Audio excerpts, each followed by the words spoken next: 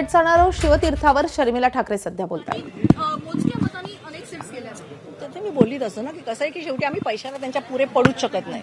तुम्ही पण बघत होतात की कमळाच्या पाकिटातनं शिंदे कमळाला पकडतायत, कमळ शिंदेना पकडताय, ते अजित पवारांना पकडतायत. म्हणजे 5-5, 10-10 हजार रुपये जर मतदारांना तुम्ही देत असाल तर तसे आम्हाला आणि आम्हाला करायचं पण नाही की आम्हाला काम करायचंय पुढचं. आम्हाला पैसे वाटून मतदान नको आहे. आदित्य आणि अमित ठाकरे यांनी प्रचंड मेहनत घेतली या निवडणुकीमध्ये आणि दोघंही मिळून फिरले.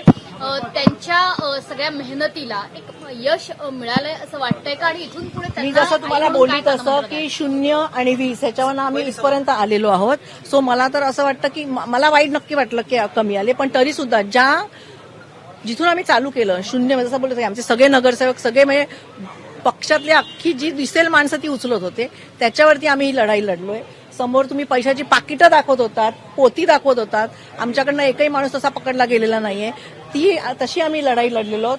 सो मला त्या दोघांचाच नाही, सगळ्या आमच्या कार्यकर्त्यांचा अभिमान आहे की काहीही नसताना हातात ते लढलेत आणि जिंकून आलेत.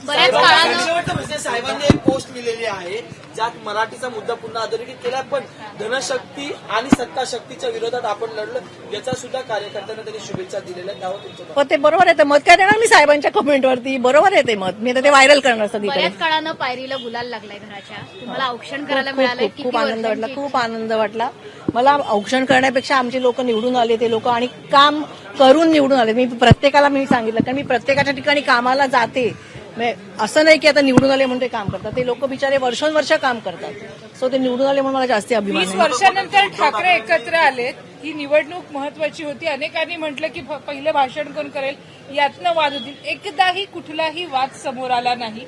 घर जुळून आलीत, मन जुळून आलीत. आता मराठी माणसाने कौल सुद्धा दिलाय. इथून पुढे चांगलं आहे. इथून पुढेही एकत्रच राहणार.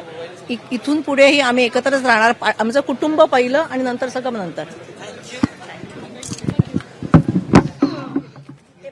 तर आमच्यासाठी कुटुंब आधी आहे आणि नंतर बाकीच्या गोष्टी, असं शर्मिला ठाकरे यांनी अतिशय महत्त्वाचं विधान केलेलं आहे. काहीही नसताना आमचे उमेदवार लढले. या सगळ्या कार्यकर्त्यांचा मला अभिमान आहे असं देखील शर्मिला ठाकरेंनी म्हटलेलं आहे. पैसे वाटून मतदान घेणार नाही आणि ते आम्हाला पटतही नाही. मात्र समोरच्या बाजूला धनशक्ती होती आणि त्याच्या जोरावर ते निवडून आले. आम्ही मात्र त्याचा सामना केला आणि आम्ही इतक्या मोठ्या संख्येने आम्ही जे काही नगरसेवक निवडून आलो त्यांचा मला अभिमान आहे असं देखील शर्मिला ठाकरे यांनी म्हटलं. एबीपी माझा, उघडा डोळे बघा नीट.